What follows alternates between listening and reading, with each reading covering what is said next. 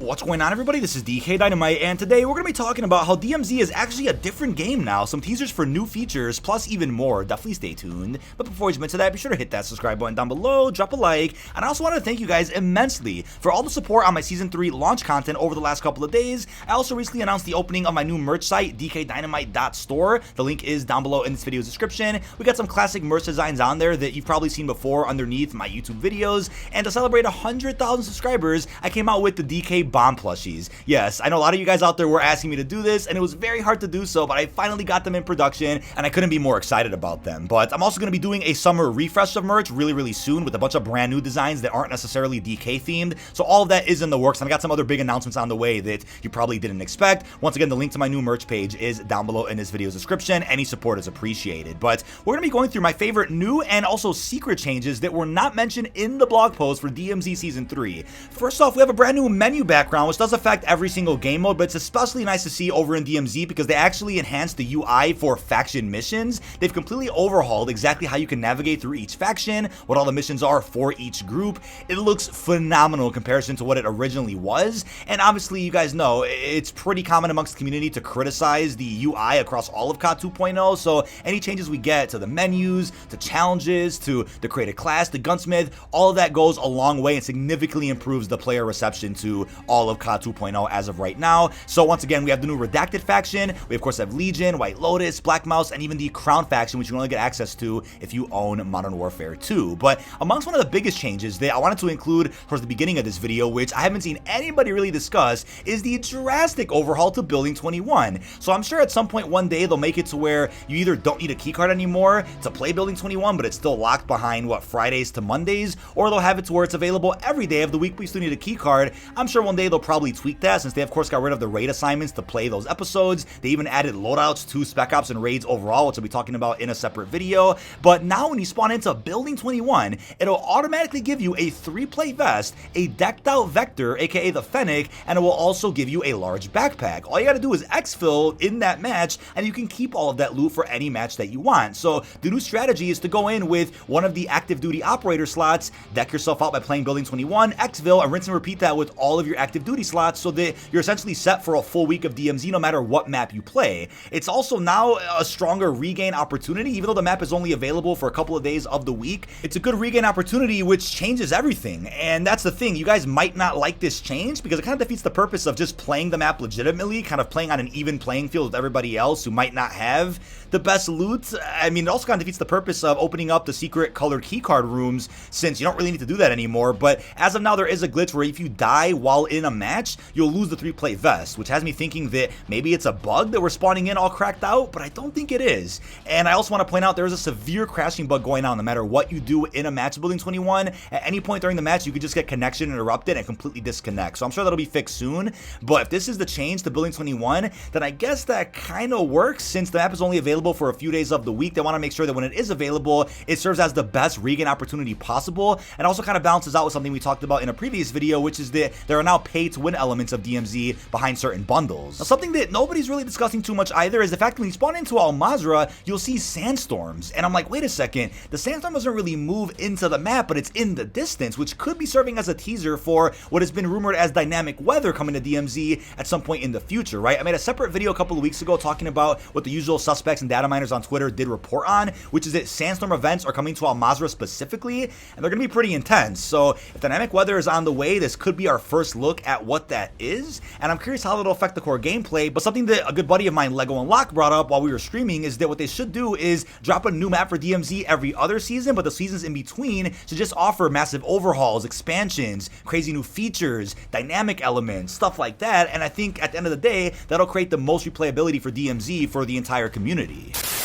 Now, tonight's video is sponsored by Battle of Guardians. Battle of Guardians is a real-time online multiplayer PvP, PvE, and fighting tournament game. Players engage in fierce multi-realm battles in the expansive multi-dimension game world. BOG is an all-out battle of skills where the best players are in a constant battle to beat other players. There's a tournament mode featuring about 4 to 8 players, and soon they'll be adding 16 to 32 player options, and those are all put in a tournament bracket. One will fight with another in a 1v1 with a knockout system. There's also PvP mode. Players players are fighting against other players in a 1v1 battle of random matchmaking based on their matchmaking rating. There's also a story and training mode, so you have PvE to increase level of player and to learn basic and complex techniques, and players are going to be fighting against computers in a series of increasingly difficult stages. There are a total of 10 stages in the game. Now the characters are differentiated into 3 different races: Guardians, Humans, and Demons. The races are differentiated by 3 attributes, which are health points, damage, and intelligence. Health points include the number of health that a character has. With damage, that is the overall damage points that a character can bring upon its opponents, and for intelligence,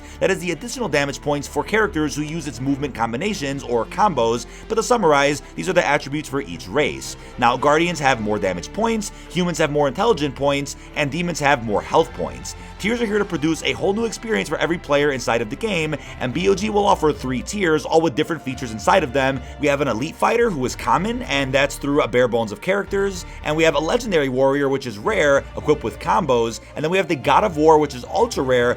Full sets of combos and ultra skills are a part of that rarity. Now, as far as the story goes, in a distant past, humanity coexisted with powerful beings known as Guardians. These Guardians possessed abilities far beyond those of mere mortals, and as such, were revered as deities. In return for their worship, the Guardians maintained balance on Earth and protected humanity from harm. As technology advanced, humans grew increasingly reliant on machines to perform the tasks once entrusted to the Guardians. Consequently, the Guardians were gradually forgotten and eventually vanished from the Earth. But just as humanity's hope was on the brink of extinction, the Guardians reappeared, ready to defend their worshippers once more. Now, if you're ready to hop into this free-to-play fighter game, then you can check out Battle of Guardians with a special link down below in this video's description or the pinned comments, and thank you to Battle of Guardians for sponsoring tonight's video. Now, before the launch of Season 3, I was invited to a creator briefing with Activision to talk about what is coming in Season 3, and I'm now allowed to share that in terms of DMZ, it was teased that we're going to be getting an NVG or night type of experience at some point in the future. I was able to drop a question in the chat of that phone call asking if we would end up seeing some type of NVG LTM for DMZ in the future, in which I got a response suggesting that it won't be an LTM, but something like that is in development. So maybe that means a day-night cycle, or that means maybe a actual map that is exclusively set at night is coming to DMZ in a future season. Lots of possibilities with that, but I just can't wait to see how they incorporate the awesome NVG elements that we saw in campaign and now in the Black Gold multiplayer map into something like the Extraction DMZ experience. So really awesome teaser, which also is a follow-up to something I brought up a couple of months ago, since the Amazon Prime gaming page did tease some type of day-night cycle in DMZ. It might have just been a joke, but I think it's coincidental that we are going to get something like that at some point in the future. Now, a really cool feature that also really wasn't mentioned anywhere is the fact that every time you go to a new point of interest in DMZ now, it'll tell you the danger level of that area, and that could be indicated by how many real players and AI are in that vicinity. So that's a good idea of exactly what you should be looking out for, since if it says danger level super high, you should probably know that there's some real players camping in the area, or a bunch of high tier AI that is just gonna lurk around and probably one tap you. So that's awesome, but it's also cool to know if you go to an area that's really quiet and you get confirmation of that as you enter, so you're not feeling anxiety not knowing if there's gonna be players camping around the corner or not. So there's a great new feature to the UI across DMZ. But now when it comes to the barter recipe system, how funny is it that a couple of months ago we were all coming to an agreement that the recipe system from campaign and that entire crafting mechanic should make its way into at least DMZ at some point in the future. If it's not DMZ, at least Spec Ops or Raids. We all saw the great potential of the recipe crafting system from the story mode, that it would be criminal not to incorporate that somehow in an online multiplayer experience. And what do you know? That's what the barter recipe system is. Being able to take a bunch of different items, objects, and even food from the environment, and you can put that together to form items that you actually need. Those items can be anything from an armor box, an ammo box, 3-plate vest, durable gas mask, weapons even, revive pistols, and even specific items that I'm going to show you on screen right now. There was a barter cheat sheet put together by the same folks that made the Warzone tactical map website, and they went ahead and perfectly emphasized how there are different recipes across each DMZ map. And as of the other day, we just learned that some of the recipes are different in Building 21 as well. For example, you want to make a skeleton key, which could be used to open up any door across any denied area, any stronghold. If you want to make one of those, the recipe for that is different across every map. So if it's Building 21, for example, you need 3 encrypted hard drives, but that's different on Mazrah. On Mazrah, you need 1 GPU. On Ashika, you want to go ahead and get a cassette recorder, a vintage wine, and an encrypted hard drive. So the thing is, right, since certain items are more common on specific maps, if you want to go in and craft something specifically, there's going to be a map you want to do that on, and this cheat sheet will help you just have a reminder as to which map you should probably play if you're going for something specific with the barter system. Now, an example is that if you wanted to make a GPU so that you can convert that to a skeleton key on Mazrah, go into Ashika Island, find 2 gold bars and 5 thumb drives to make the GPU. You then want to have a scavenger backpack, which you can also barter, and then since you have a scavenger backpack, you can take items across maps. You can then take that GPU to Mazrah to make your skeleton key. So there's a big crossover now between all the DMZ maps, and I'm totally on board with that. And we'll get to the backpacks and the new plates in a second because that's also important. But there's also a huge update with the bosses across all of our maps. So now the bosses will not only drop the weapons that they were originally holding, but they'll also have a chance of dropping a gold skull, which you know is important for the barter recipe system. They'll also end up dropping other things like encrypted hard drives. They can end up dropping the brand new vest or even backpacks that just got introduced with season 3. So the bosses are more valuable when you go up and kill them now. There's more value in killing them aside from just grabbing the weapon case, the weapon that they're holding. They can now drop items that are just extremely important for this barter recipe system. So that's why I mentioned these two things back to back, because now they kind of go hand in hand. So yes, the chemist is still there. The jug will still spawn in the 3 random locations on Mazrah. We have the new scavenger boss, which is on both Mazrah and Ashika. I covered that in a previous video. And now we also have the new pyro boss, who could also have the weapon case from time to time on Mazrah. And then we of course have the bomb maker on Ashika Island. We have the Wheelson, and we also have Velikan and the Wheelson on building 21 as well. Now in terms of the new backpacks and armor vests, the secure backpacks allow you to go ahead and secure items in your inventory that do not then convert to XP upon extraction. So that means items in your secure backpack are kept in your active duty slots even if you are eliminated in an extraction zone. So that's a huge insurance policy to keep whatever it is that you might hold dear to you. And what's awesome about that is that you can also hold large backpacks inside of your secure backpack, so that let's say you want to go ahead and drop a large backpack for your teammate in another game, you can actually hold that inside of your secure backpack and give it to that person later on. And you can find the secure backpacks across some of the bosses, random loot, the works. But then we have the scavenger backpack, which end up removing the extra 3rd weapon slot that you'll typically find in medium and large backpacks. So for those that are doing certain missions for the factions that require you to hold a lot of different loot, that's what this is helpful for in the case you want to just hold as much as you possibly can, and if the original backpacks just weren't enough for you. So these can also be found on some of the bosses and in random loot areas. Now, it was already confirmed that armor satchels are coming back during the season, which we ended up seeing in Warzone 1, but for now, we have Tempered, one of my all-time favorite vests from Warzone 1, and we have the Revive and even the Comms and Stealth vest. So some pretty huge updates here in Season 3. I mean, instead of just going for a normal 2 or 3 plate vest, you can go ahead and craft a recipe or craft a barter, and you can get one of these brand new vests, or you can find it on some of the bosses in random loot environments. You can take it off of even dead players. That's also a funny point, because obviously when you kill a player, their vest drops, you can take it any time, but when it comes to their backpack,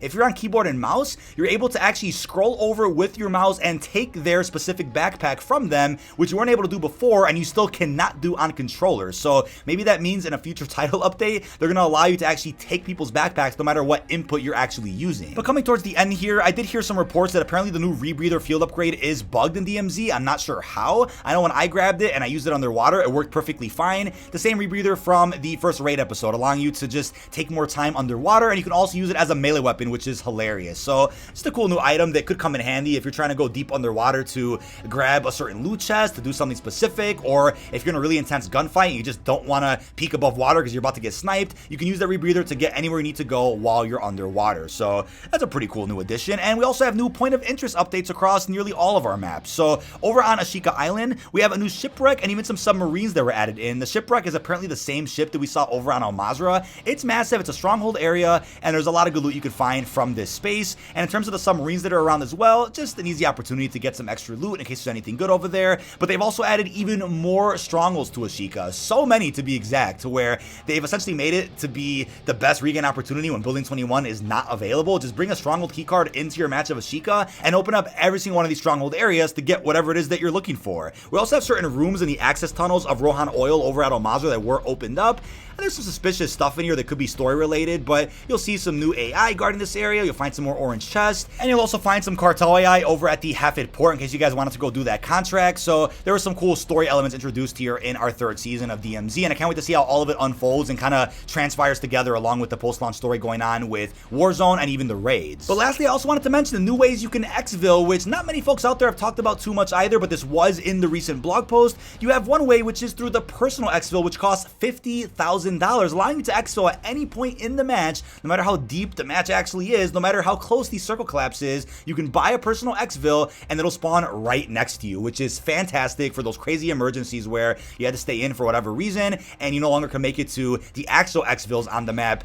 There you go. But there's also the heavy chopper, which got added back into DMZ, and it will still be sitting in a couple of different areas. You'll see them marked on the minimap. Could be at high rise, could be near the airport, and you have to find gasoline to actually fuel the heavy choppers though, and that could be found either on the original train, the older one, or it's, I believe, at the hangar, the big bunker that's kind of right next to the control tower over at the airport as well. And I'm sure there's other spawns that are going to be found for the gasoline. There's probably one near the high rise as well that I just personally don't know about yet, but once you get into a heavy chopper, you can then go ahead and fly out of bounds, in which it automatically starts the exfil process for you. But that is about it. This has been dkdynamite. Leave our thoughts down below in the comment section. What are your thoughts on how different DMZ is right now? It's practically a different game with the launch of Season 3. There are so many new and secret features that you guys probably didn't know about or didn't know much of in terms of how exactly the new features work. Let me know what you think down below. Really hope you've enjoyed, and peace out, everybody.